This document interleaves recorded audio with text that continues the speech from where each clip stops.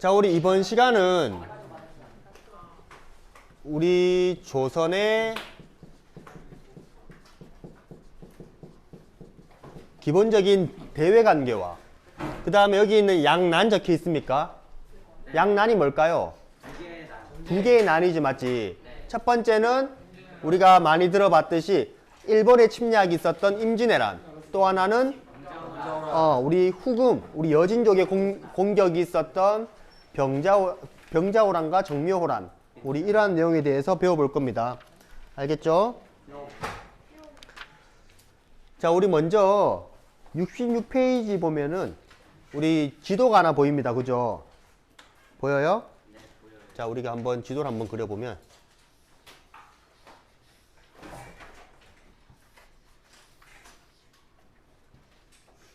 자, 우리 이쪽에 있는 나라가 어디입니까? 명이라고 하는 나라지, 맞지? 여기 위에는 누가 있나요? 여진이 있지, 맞지? 오른쪽 아래에는요? 일본이 있고, 우리 여기에는 뭐 아유타야라든지 또 뭐 있습니까? 아유타야나 자와,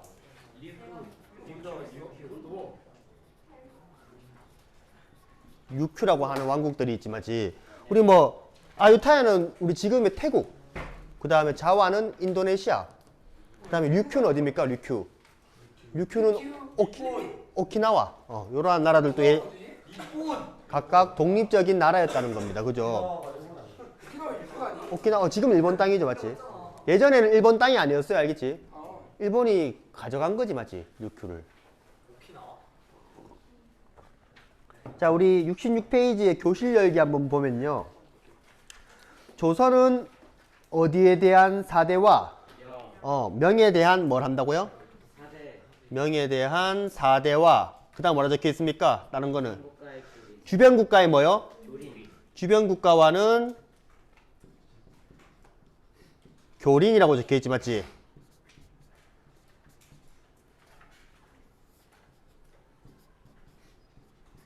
이러한 외교 관계를 택했다라고 적혀 있습니다. 그죠? 그래서 이러한 거를 우리 조선의 기본적인 대외 관계 방침은 뭐라고요? 두 글자? 네 글자면은 4대 교린이라는 겁니다. 무슨 말인지 이해됐습니까? 자, 4대라는 거는 말 그대로 섬긴다는 거지, 맞지? 교린이라는 거는 사이좋게 잘 지낸다라고 하는 이야기입니다. 자, 그러면 먼저 우리 66페이지에 보면은 이 명나라와 조선의 관계부터 한번 살펴보겠습니다. 자, 우리 명나라와 조선의 관계, 기본적으로 무슨 관계라고요? 기본적으로 4대 관계입니다. 그죠? 따까리라고 보기에는 좀 우리 지금 미국의 따까리입니까? 뭐 그런 건 아니죠, 맞죠? 그냥 우리가 기본적으로 우리 지금 21세기에서 가장 강력한 나라라고 손꼽으면 어디가 있습니까? 중국과 미국이 있지, 맞지? 이거는 뭐 누가 봐도 강력한 나라라고 생각하잖아, 맞지? 근데 우리가 그들이 싫다고 해서 대외 관계를 끊습니까? 아니죠, 맞죠? 그렇게 되면 우리한테 이익이에요, 불이익이에요? 불이익이잖아요. 우리가 미국이 마음에 안 든다고 미국과 관계를 끊어버리면 이익입니까? 불이익입니까? 불이익이죠, 맞죠? 그래서 우리가 뭐 좋든 싫든 우리나라의 국익을 위해서 사이좋게 지내는 거 아니겠어요? 그죠? 자, 이 당시에도요, 조선이라는 나라가 당시 명을 중심으로 한 동아시아 체제에서 우리 이때는 누가 힘이 가장 강력한 나라예요? 명나라잖아, 맞죠? 그래서 좋든 싫든 간에 명나라가 요구하는 일반적인 국제 질서가 있었습니다. 이 당시에. 그 질서 속에 들어가야 우리가 고립되지 않고 그들과 소통할 수 있다는 거지, 맞지?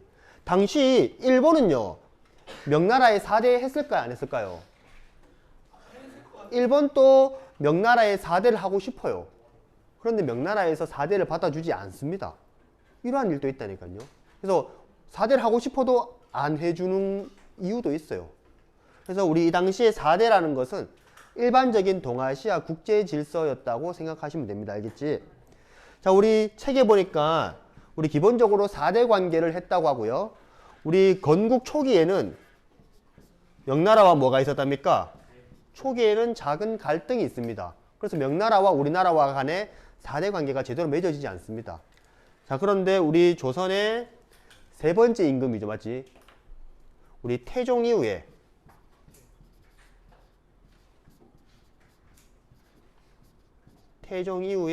명나라와의 관계가 안정된다라고 생각하면 됩니다. 자, 우리 이 명나라가 추구하는 명나라 중심의 국제 질서에는요, 기본적으로 4대를 하기 위해서는 우리 조공이라는 형식과 책봉이라는 형식으로 4대 관계가 이루어졌습니다. 조공이라는 건 뭐냐면 우리가 명나라에 들어가서 우리가 그들에게 인사를 하러 간다는 거지, 마치 물건을 좀 바치면서. 이게 정기적으로 가는 곳도 있었고요, 비정기적으로 명나라를 방문해서 조공을 했었습니다. 자, 그러면 명나라에서는 뭘 해줬을까요? 명나라에서는 조선이 명나라한테 조공을 하게 되면요, 명나라는 조선한테 뭘 해줍니까? 책봉을 해줍니다. 뭘로 책봉해 줬을까요? 조선의 왕으로 임명한다. 이러한 형식. 우리가 지금 생각하면 굉장히 왜 저런 것까지 허락 맡아? 이러한 생각이 들 수도 있지만, 당시 우리 중국의 나라 이름 자체가 뭡니까? 중국이죠, 맞죠? 중국이라고 이야기하잖아요, 애들은. 왜 중국이라고 이야기해요? 세상의 중심이 자기라고 생각했으니까, 맞지? 그죠? 그런데 이 명나라가 힘이 약했을 때는 우리가 이 조공해요, 안 해요? 할 필요가 없잖아, 맞지? 근데 강력한 나라가 있을 때는 우리가 기본적으로 조공을 통해서 우리의 존재를 인정받았다는 겁니다. 전쟁도 피할 수 있고 우수한 명나라의 문화들도 받아들일 수 있는 일반적인 장치였다고 생각하시면 됩니다. 알겠지? 오케이? 우리 그러한 관계는 무슨 체제? 조공, 책봉 체제라고 이야기한다라는 겁니다. 그래서 우리 이러한 관계를 통해서 우리 조선의 독립국의 위치를 인정받을 수 있었고요, 각종 우수한 문물들을 받을 수 있었습니다. 그래서 쌤은 우리 이 당시에 조선 초기에 명과의 관계를 우리가 4대 관계라고 하지만, 우리가 이게 우리의 필요에 의해서 또 많이 영향을 미쳤다고 해서 쌤은 이걸 우리의 이익을 위한 외교라고도 써볼 수 있습니다. 그래서 우리 이 당시 4대 외교는 당시 동아시아에서 일반적인 외교 형식이었다는 것을 좀 기억해 주세요. 당시 일반적 외교 형식이었다. 우리가 4대 조공 책봉 체제를 해야만 중국 중심의 동아시아 국제 질서 속에 들어가서 우리도 교류도 하고 무역도 하고 문물도 받아들이고 할 수 있었다는 이야기가 되겠습니다. 알겠죠? 네. 자, 그 반면에 우리 여진과 일본이나 아유타야, 자와, 류큐와의 관계는 무슨 관계입니까? 교린이라고 이야기하죠, 맞죠? 사이좋게 지내는 방식을 선택했습니다. 사이좋게. 우리가 이 나라한테 4대에서 우리가 얻을 게 있어, 없어? 없지. 뭐 4대 할 필요가 없잖아, 맞지? 그냥 친하게 지낸다는 겁니다. 우리가 왜 굳이 친하게 지내려고 했을까요? 친하게 안 지내면 얘들이 항상 부족한 것들이 있어요. 뭐가 부족했을까? 먹을 것들이 부족해요. 그래서 얘들이 항상 농경국가였던 조선을 침략을 자주 하곤 했었거든. 무슨 말인지 이해돼요? 그래서 이들과 친하게 지내려고 했습니다. 그래서 우리 여진과의 관계에서는요, 기본적으로 회유하기 위한 회유정책과 강경정책을 번갈아 가면서 썼었는데, 자, 얘들이 필요한 게 식량 이런 것들이 필요하다고 있잖아, 맞지? 그래서 그들이 우리나라에 쳐들어와서 약탈해 가지 않고 정식적인 루트를 통해서 필요한 것을 사갈 수 있도록 해줍니다. 뭘 열어주면 될까요? 무역소, 시장을 열어줍니다. 시장을. 그래서 우리 당시에 경성이라든지 경원이라는 지역, 우리 교과서 66쪽 오른쪽 위에 보면 보이지, 맞지? 빨간색으로 동그라미 쳐놓으세요. 경성과 경원 지역에다가 무엇을 만들어서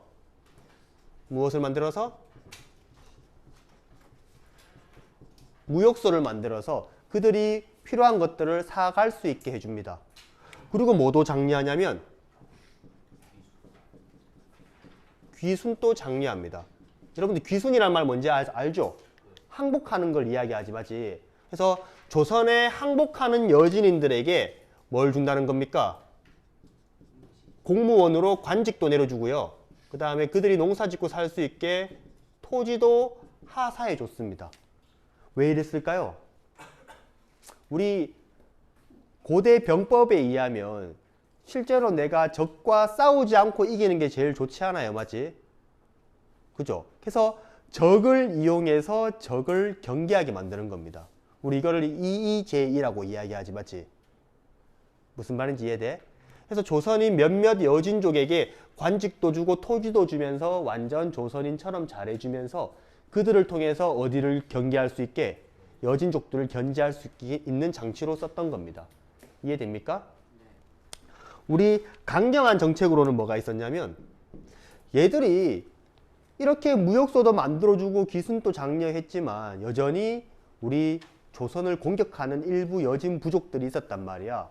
그들한테는 뭘 보여줘야 되겠어요? 까불면 혼난다 이런 걸 보여줘야 될 거 아니냐고, 맞지? 그래서 우리 당시 세종 때 김종서라는 장군을 시켜서 우리 4군 육진을 개척합니다. 우리의 영토를 더욱더 확장시켰다는 이야기입니다. 우리 이쪽 지역이 4군, 이쪽 지역이 육진이라고 이야기할 수 있습니다. 자, 그리고 진이라든지 보, 우리 이런 것을 군대라고 이야기합니다. 진이라든지 보 설치를 통해서 국방을 강화할 수 있는 이러한 장치도 함께 펼쳐나갔다라고 이해하시면 됩니다. 알겠지? 그래서 회유책도 주고 어느 정도 기어오를 경우에는 강력하게 꿀밤 정도로 때릴 수 있는 이러한 장치를 마련했다는 겁니다. 자꾸 잘해주기만 하면 어떡해요? 우리 그런 말 있잖아. 호의가 계속되면 뭐가 되는데 권리인 줄 알잖아, 맞지? 그래서 호의 계속 해주다가 맞지? 한 번씩 까불면은 이제 혼내주는 거지, 맞지? 자, 우리 일본과의 관계도 볼게요. 일본과도요, 기본적으로 강경한 정책과 회유책을 함께 씁니다. 지금 일본에서는 굉장히 왜구들이 많습니다. 왜구라고 하는 것은 우리 뭔가 도둑을 이야기하지만 일본 도둑들 맞지? 왜구들이 왜 이렇게 많았을까요? 바다. 일본은 바다라서요? 뿐이니까 왔다 갔다 하면서 뺐지 않을까요? 우리 일본에서 우리 신라도 왜구가 많았거든. 신라구라고 하지, 신라구. 우리 신라시대 기억나죠? 신라 왜구가 가장 많아서 신라구가 가장 많았을 때가 통일신라 말기였습니다. 중앙 정치가 제대로 되지 않았을 때죠, 맞죠? 지방의 통제가 제대로 가지 않았을 때지. 자, 그러면 일본의 왜구가 많다는 거는 일본이 지금 어떤 상황이다? 중앙 통제가 잘 된다, 안 된다? 중앙 통제가 안 되고 있다는 거지, 맞지? 일본은 중앙 통제가 언제부터 본격적으로 됩니까? 도요토미 히데요시가 통일하고 나서부터잖아, 맞지? 그래서 이 당시 일본은 여러 개의 국가로 분열되어 있는 전국 시대였습니다. 그렇기 때문에 중앙 통제가 잘 되지 않았기 때문에 왜구들이 굉장히 많았다는 거예요. 그래서 조선은요, 가장 먼저 이 왜구들부터 처리할 필요를 느꼈답니다. 자, 그래서 또 세종대왕 때입니다. 세종대왕 때 이종무라고 하는 장군을 시켜서 어디를 정벌합니까? 쓰시마 섬을 정벌하죠, 맞죠? 가장 먼저 야 너희 왜구 노략질 하게 되면 우리 조선한테 혼난다 이런 것을 가장 먼저 보여준 거지, 맞지? 근데 그래도 왜구가 끊임없이 등장합니다. 그들이 필요한 건 뭐기 때문에 먹을 것들이지, 맞지? 그래서 자꾸 이렇게 쳐들어오니까 뭔가 강경한 책만 능사가 아니다라고 생각을 하게 되고요. 그래서 그들이 우리 아까 무역소와 비슷하게 물건을 사고 팔 수 있는 뭐를 열어줬을까요? 항구를 열어줍니다. 항구를. 몇 개의 항구를 열어줬을까요? 3개의 항구를 열어줍니다. 그래서 우리 이것을 몇 개의 항구를 개항했다. 무슨 개항? 삼포 개항이라고 이야기합니다. 자, 삼포가 어디 있을까요? 삼포 우리 지도에 보니까 여기 무슨 포? 부산포. 또 하나는 여기 있는 제포. 맞죠? 제포. 지금의 진해죠, 맞죠? 해군기지 있는 곳. 그 다음에 여기는 무슨 포? 연포. 연포는 지금의 울산 지역입니다. 그죠? 이 세 개의 항구를 열어서 일본인들이 물건을 사고 팔 수 있게 해줬다는 겁니다. 약간 숨을 틀 수 있는 구멍을 주었지, 맞지? 우리 호의를 준 겁니다, 맞지? 그죠? 우리가 일본한테 호의를 베풀었죠? 호의를 3개나 베풀었습니다, 맞지? 근데 또 시간이 지나면서 얘들이 또 뭔 줄 압니까? 권리인 줄 알아요, 권리인 줄. 그럼 어떻게 하겠어요, 또? 한 대 꽁 집어가 줘야겠지, 맞지? 자, 이 삼포에서 점점 일본인의 숫자가 많아지기 시작하는 겁니다. 일본인들이 막 울산이나 진해나 부산에서 눌러 앉아 살기 시작합니다. 조선인과 결혼도 하고요. 땅도 사서 농사도 짓고요. 그러다 보니까 조선에서는 어떻게 해야겠어요? 이들의 숫자가 많아지니까 어떻게 해야겠어요? 그들에 대한 통제를 해야 되지 않겠어요? 맞지? 몇 명이 들어와 있는지 확인도 해야 될 거고요. 토지를 가지고 있는 애한테는 뭘 해야겠어? 세금을 매겨야겠죠. 맞죠? 자, 이렇게 점점 조선에서 이들에 대한 통제를 하기 시작하니까 여기에 3명이 살던 얘들이 진짜 권리인 줄 알고 불만을 품은 겁니다. 그래서 얘들이 삼포에서 뭘 터뜨려 버립니까? 삼포 외란이 발생합니다. 우리 1510년 삼포에서 일본인들이 왁 하면서 난리를 벌인 겁니다. 우리 조선이 삼포 외란을 진압했겠죠, 맞지? 진압하면서 어떠한 벌을 내렸을까요?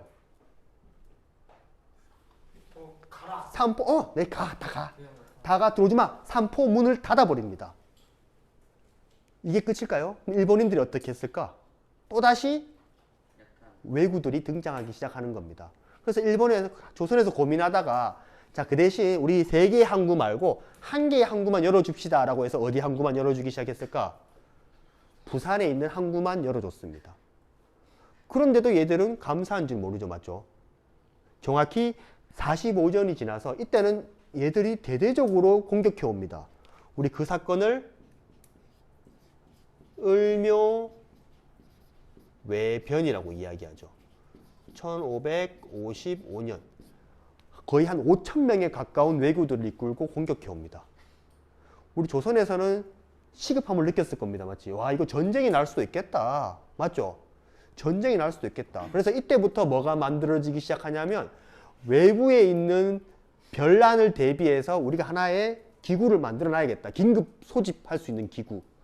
우리 예전에 고려시대 때 도병마사 있었잖아. 맞지? 급하게 막 외부의 침입 있을 때 만드는 거. 그런 것처럼 뭘 하나 만들고자 합니다. 우리 그게 비변사라고 이야기해요. 비변사. 그래서 우리 삼포회란 때 비변사가 임시로 설치됐다가 을묘외변 이후 때부터는 비변사가 상설화됩니다. 항상 설치해 두는 거죠. 그리고 임진왜란이 터지면서 이 비변사는 뭐가 될까요? 가장 최고 기구가 되어버립니다. 비변사가 최고 기구가 되었다는 것은 기존에 있었던 어떤 제도, 왕 밑에 있었던 의정부, 이러한 제도가 무의미해진다는 것을 이야기합니다. 제대로 안 돌아가는 거지, 맞지? 나중에 이 비변사를 없앤 사람이 누굴까요? 흥선대원군대입니다. 흥선대원군대. 오케이, 이해됐어요? 이건 또 나중에 한번 보고요. 자, 우리 이렇게 해서 66페이지에 대한 내용을 한번 읽어봤습니다. 됐습니까? 네. 자, 우리 오른쪽에 67페이지 볼게요. 67페이지 가면 뭐가 나옵니까? 우리 임진왜란이 나오죠, 맞지?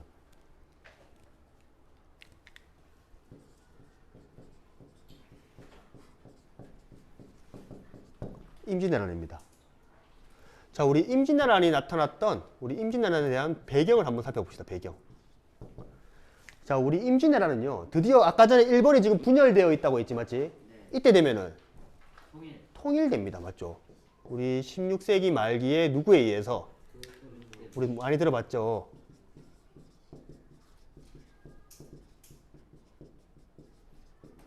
도요토미 히데요시가 일본을 통일합니다. 전국시대를 통일했다라고 보면 됩니다.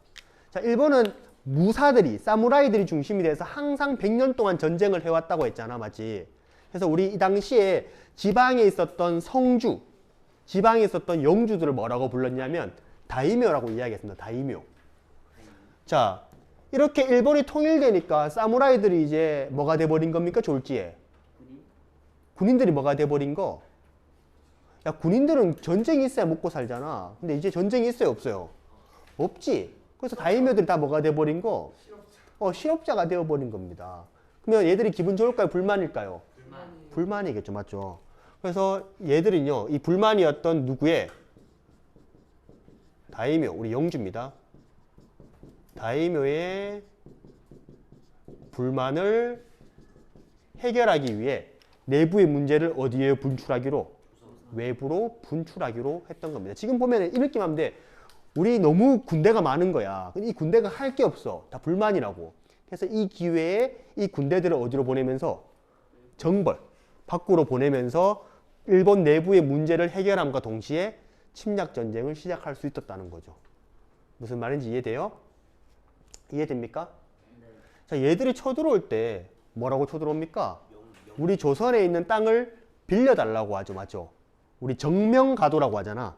들어봤어요? 우리 전개. 얘들이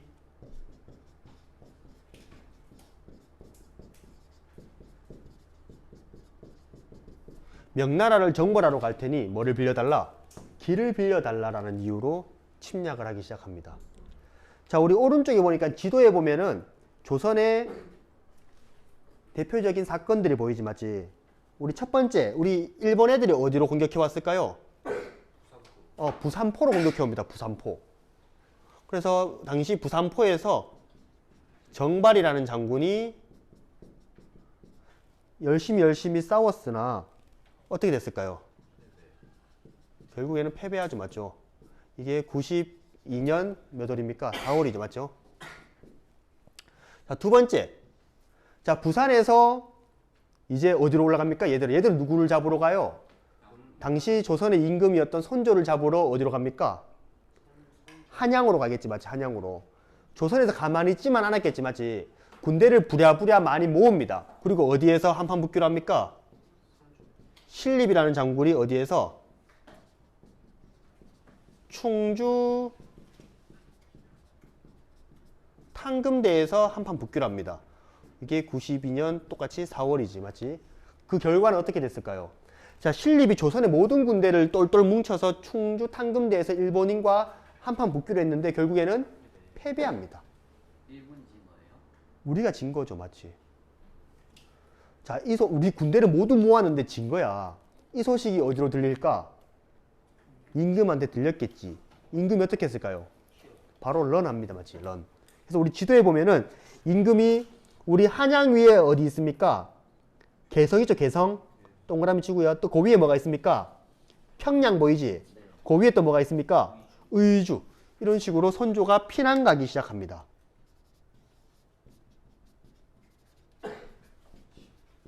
선조의 피난. 우리가 개성, 그 다음에 어디? 평양, 의주. 이런 식으로 피난 가죠. 자, 의주까지 피난 가서 어디에다가 도움을 요청합니까?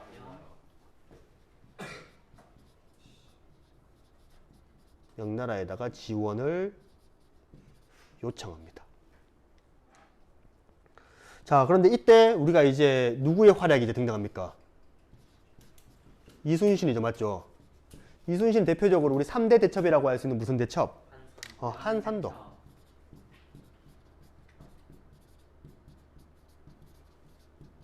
한산도 대첩의 소식이 들리죠. 우리 92년 7월입니다.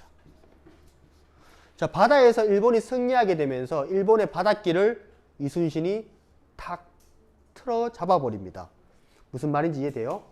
원래 일본은요, 먼저 군대만 보내서 서둘러 조선의 임금을 잡아오라고 보냈습니다. 그래서 식량 부대를 따로 보내지 않았거든. 그래서 식량을 어떻게 주려고 했어요? 배에다가 실어가지고 전달해 주려고 했는데 그걸 누가 막아버린 겁니까? 이순신이 막아버린 거지. 그러면 일본 애들은 뭐가 부족해요, 이제?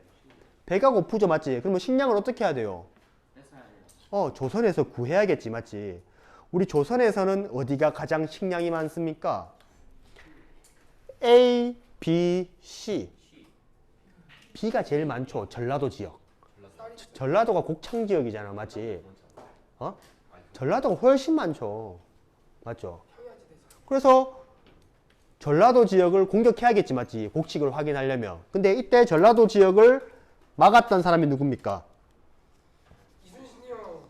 우리 김시민이라는 사람이지, 맞지? 이순신은 뭐지? 받으라고 하는 거구나. 김시민의 무슨 대첩? 진주 대첩입니다.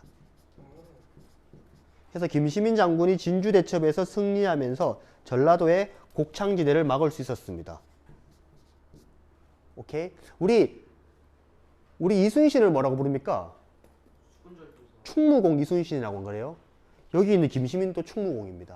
충무공 김시민이라고 불러요. 우리나라 충무공이 2명 있는데 이순신과 김시민입니다. 자, 그리고 드디어 명나라 군대가 참전하기 시작했고요. 조명연합군이 어디를 탈환합니까?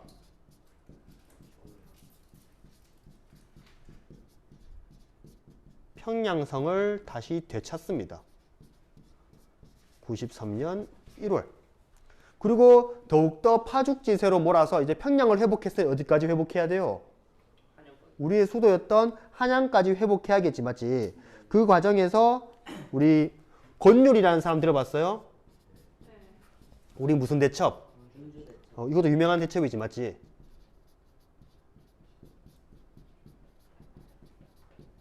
행주 대첩에서 승리하면서 한양을 되찾을 수 있는 발판도 마련하게 됩니다. 우리 93년 몇 월로 되어 있어요? 행주 대첩? 2월인가요? 2월. 2월. 자, 이렇게 되보니까 전쟁이 장기화됩니까? 빨리 끝납니까? 장기화되죠, 맞죠? 자, 그래서 어떻게 되냐면 우리 명나라와 일본 사이에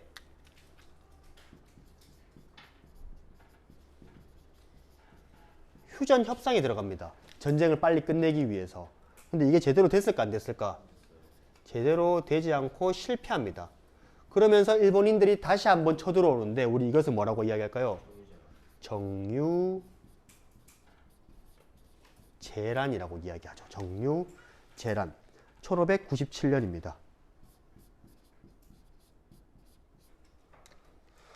자, 이때 우리 또 유명한 우리 영화에도 나왔지, 맞지? 또 누가 등장합니까? 우리 이순신이 등장해서 어디에서? 명량에서.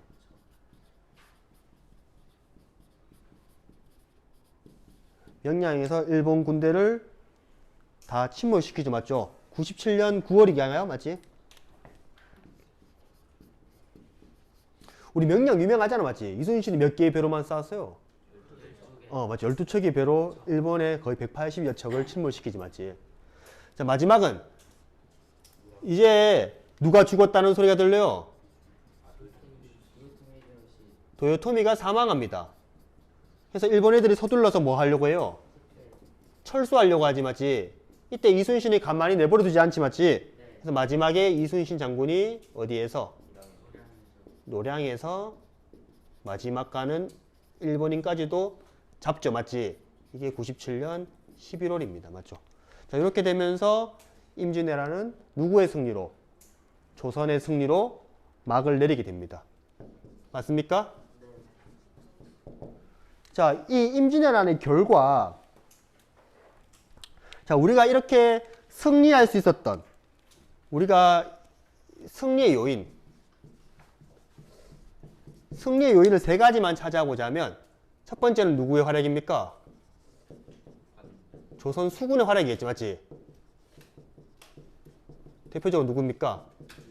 이순신이라는 사람, 맞죠? 두 번째는 우리가 정식 군대도 아니지만은 누구? 의병의 활약이 눈부셨다는 겁니다. 우리 오른쪽 지도에 보면은 파란색으로 쓰여 있는 글씨들 있지, 맞지? 이러한 사람들이 다 의병이 되겠죠, 맞죠? 의병. 자, 세 번째는요. 누구의 도움입니까? 조선과 명의 연합이죠, 맞지?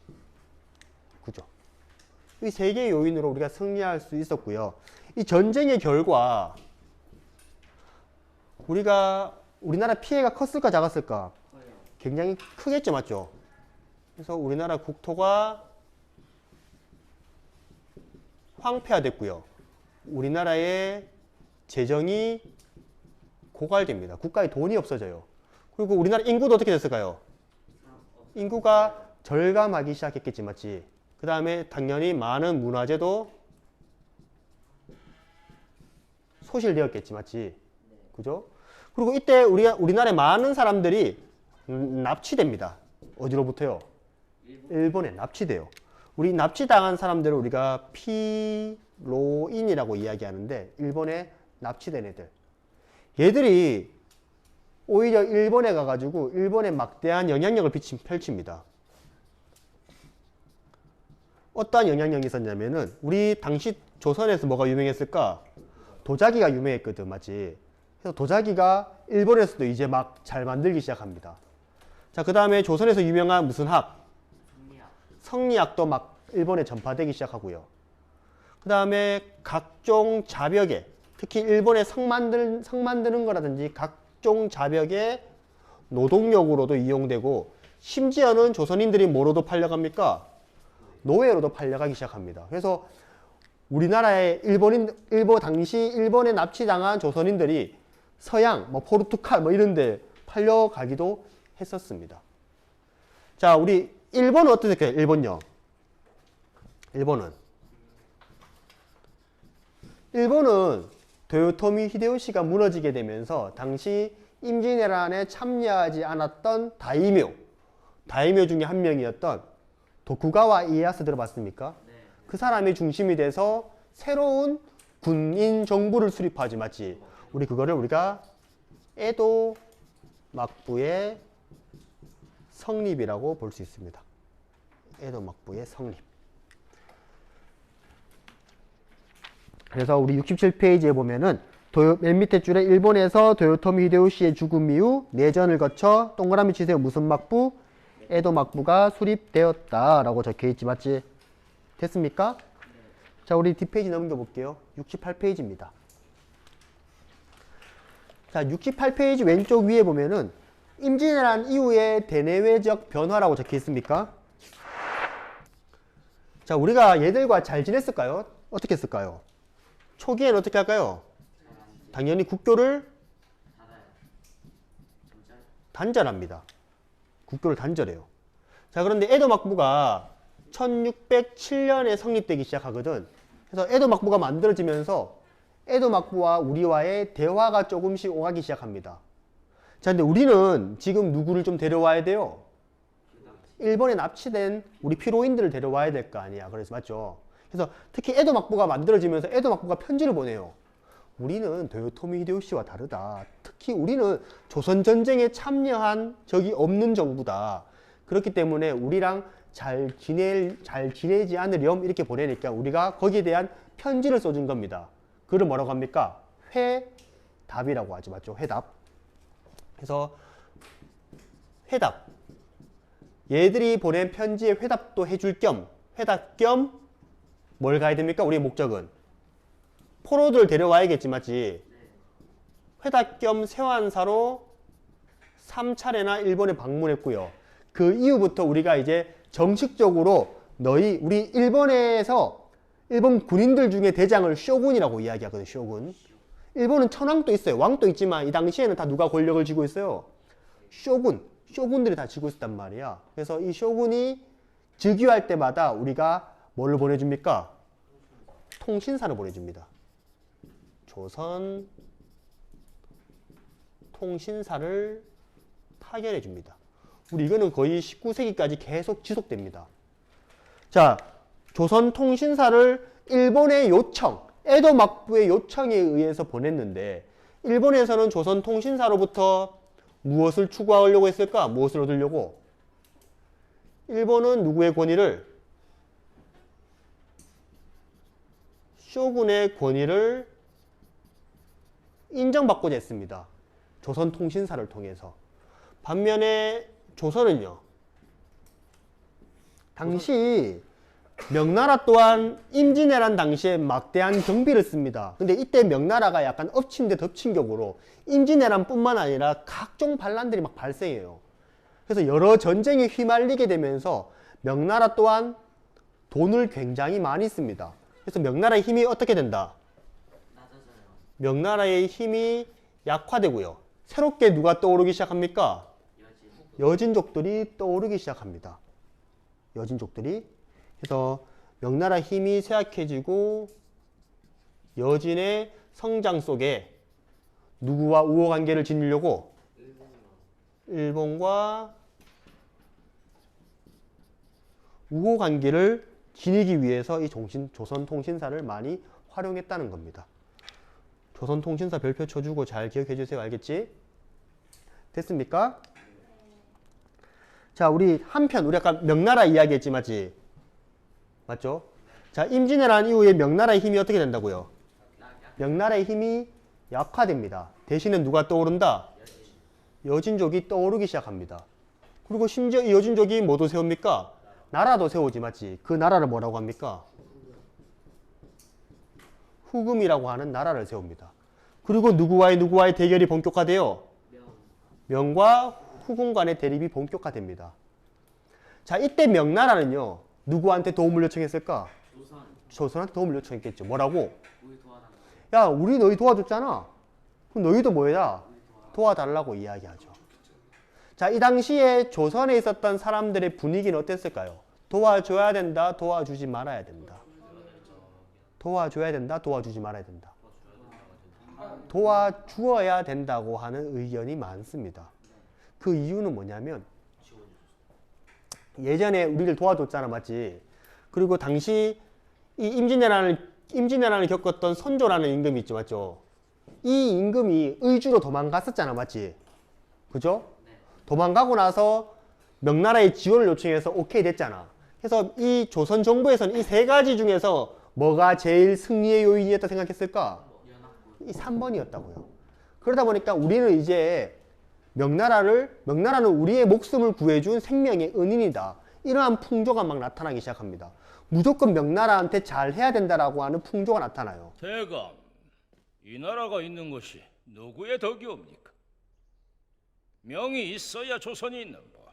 오랑캐와 싸우다가 짓밟히는 한이 있더라도 4대 예를 다하는 게 황제의 은혜에 보답하는 길이라 사료되옵니다.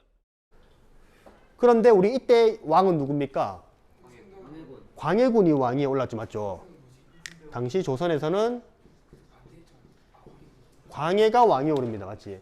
근데 이 광해군은 명나라가 힘이 약화되고 후금의 힘이 강력해지는 상황 속에서 다시 한번 전쟁을 하기가 부담스럽죠, 맞죠? 그래서 무슨 정책을 합니까? 중리외교의 정책을 펼칩니다. 그런데 이 중리외교를 누가 마음에 안 들어 한다? 당시 우리 붕당 중에서 우리 이 중리외교를 잘 도와줬던 붕당은 북인이었거든요. 실제로 이 북인들은 임진왜란 때 의병 출신들이 많습니다. 의병 출신들이. 그래서 광해군이 왕이 됐을 때는 이 북인들을 중심으로 해서 무엇보다 백성들의 삶이 우선입니다 라고 해서 중리외교를 펼쳤는데 이러한 중리외교를 마음에 들지 않아 했던 사람들이 누굽니까? 서인들이지, 맞지? 그래서 이 서인들이 중심이 돼서 뭐를 일으킵니까? 뭐를 일으켜요? 인조 반정을 일으키지, 맞지? 인조 반정. 누구를 끌어내린 겁니까? 광해군을 끌어내리고 인조를 새롭게 왕위에 세운 겁니다. 그리고 얘들이 광해군을 몰아낼 명분이 뭐였냐면 너는 왜 명나라를 배신했느냐 이런 것도 하나의 요인이었거든요. 자, 그러면 서인이 세운 인조 정부는요 당연히 어디랑 친하게 지내는 정책을 펼칠까요? 명과 친하게 지내고 후금을 배척하는 이러한 정책을 펼치게 됩니다. 이러한 정책은 나중에 당연히 무엇을 유발하게 됐을까요? 후금의 침략을 유발하게 됩니다. 그 첫 번째 침략이 무슨 호란입니까? 정묘 호란인 겁니다. 이게 몇 년도죠? 1627년. 자, 봐봐요. 전쟁이 끝난 지 몇 년도 안 됐어요. 채 30년, 40년도 안 됐지, 맞지? 또다시 이러한 전쟁을 맞이하게 된 겁니다. 이해됩니까? 자, 이때는 우리나라가 서둘러 항복합니다. 항복하면서 무슨 관계를 맺고 우리와 후금은 형제 관계를 맺기로 하고 후금 군대는 철수합니다. 자, 시간이 흘러서 후금은 거의 명나라를 박살냅니다. 거의 이제 명나라를 박살내요. 그리고 나라 이름을 뭘로 바꿉니까? 후금이라는 나라가 아니라 청이라는 나라를 세우고요. 후금은 청이라는 나라를 세우고 이제 우리한테 형제 관계가 아닌 무슨 관계를 요구해요? 자, 이제 너희는 우리의 신하가 되어라 라고 하는 군신 관계를 요구합니다. 근데 이때 우리나라가 들어줘 안 들어줘? 싫다 해버리지, 맞지? 그래서 또다시 쳐들어오는 빌미를 맞이합니다. 이때는 청나라의 황제가 직접 군대를 끌고 쳐들어옵니다. 황제가 직접. 우리 이거를 무슨 호란이라고 합니까? 병자호란이라고 이야기하죠. 병자호란. 1636년입니다. 자, 우리가 막아낼 수 있었을까요? 자, 인조는 서둘러서 당시 천혜의 요새라고 불릴 수 있었던 남한산성이라는 곳으로 들어갑니다. 우리 교과서에 보니까 남한산성 보이지, 맞지? 그런데 남한산성이 적군을 막기에는 굉장히 좋습니다. 근데 단점이 뭘까요? 야, 우리 한라산 꼭대기에서 버티면 버틸 수 있어요? 버틸 수 있지 않아요? 누가 쳐들어가요? 그거 힘든데. 근데 문제는 먹을 게 없죠, 맞지? 그래서 결국에는 스스로 다시 내려와서 항복합니다. 그리고 우리는 무슨 관계를 체결해요? 군신 관계를 체결하면서 우리는 다시 청나라의 밑으로 들어가게 된다는 거죠. 그래서 우리 68쪽 맨 마지막 쪽 읽어볼게요. 자, 이후 명나라가 멸망하면서 누구 중심? 청 중심으로 한 동아시아 질서가 재편되었습니다. 청나라의 침략은 단기간이었지만 전쟁이 끝난 지 얼마 안 됐기 때문에 우리의 피해는 더욱더 컸다. 이런 내용으로 한번 이해하시면 되겠습니다. 알겠지? 네, 수고했습니다. 안녕히 가세요.